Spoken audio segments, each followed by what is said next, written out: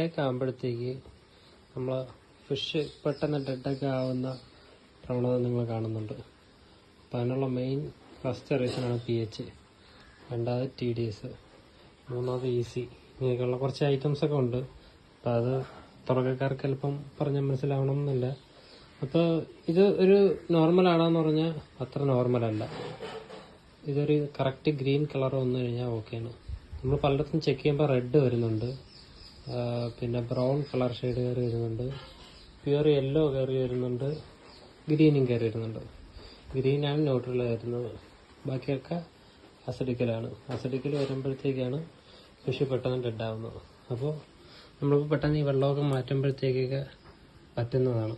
അപ്പോൾ നമ്മുടെ പൗഡറാണ്, നമ്മൾ പൗഡർ കുറച്ചെടുത്ത് നമുക്ക് ചെക്ക് ചെയ്യാം.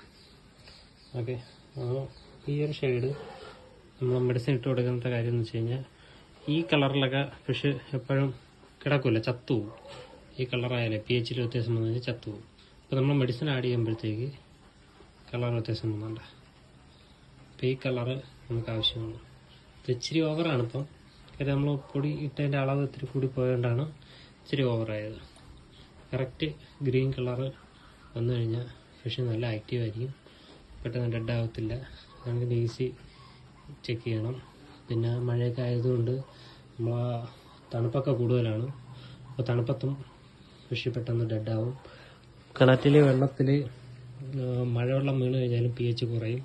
അപ്പോൾ നമ്മൾ വെള്ളമൊക്കെ മാറുമ്പോഴത്തേക്ക് മഴയൊക്കെ ഉള്ള സമയത്ത് മാക്സിമം മാറാതിരിക്കാൻ ശ്രമിക്കണം. നല്ല വെയിലുള്ള സമയത്തോ ഉച്ച സമയത്തൊക്കെ മാറിക്കഴിഞ്ഞാൽ fish life കൂടുന്നതായിരിക്കും.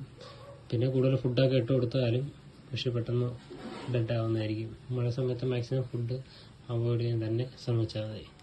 Okay, thank you.